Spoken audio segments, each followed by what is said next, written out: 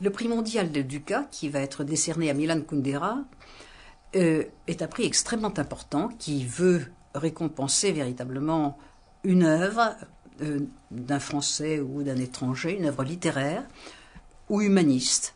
Alors, à cet égard, le choix de Milan Kundera est un choix tout à fait exemplaire et dont le jury est extrêmement fier. C'est à la fois un romancier, un auteur de théâtre, un auteur d'essais critiques extraordinairement importants sur l'art, sur la littérature.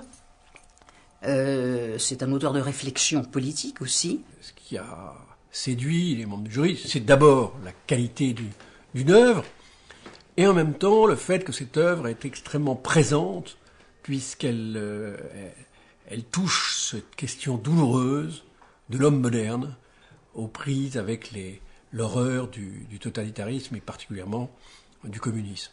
Elle est un cri de liberté et en même temps, elle est une œuvre d'art. Donc, je pense que toute cette œuvre est l'œuvre d'un homme qui a été trahi, qui a été floué, et c'est en cela que c'est une œuvre magnifique parce que c'est le destin humain.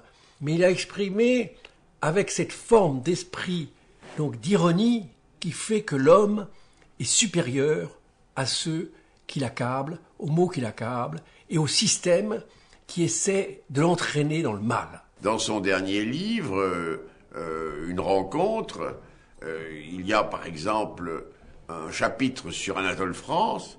On est tout étonné, on se dit mais comment il redécouvre Anatole France à son âge, si j'ose dire. Et quand Kundera relit Les dieux ont soif, et il découvre que c'est un merveilleux roman sur la vie dans un régime totalitaire.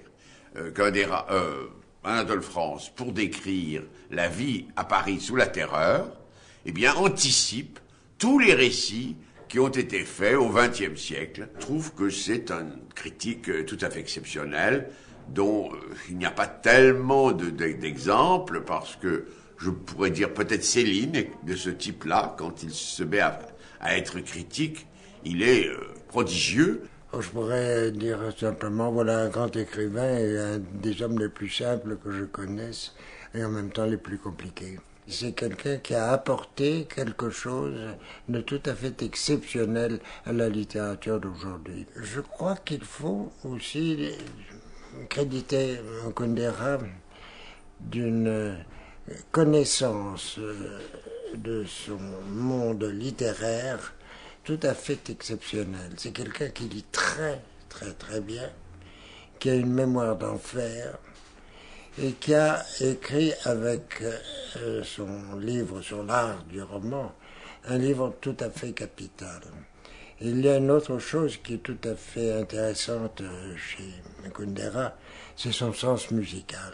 C'est un musicien, c'est un interprète remarquable, un excellent pianiste. Il est formidablement doué. Si je cite cette qualité-là chez lui, c'est parce qu'elle baigne ses romans. C'est un hommage rendu à un très grand homme.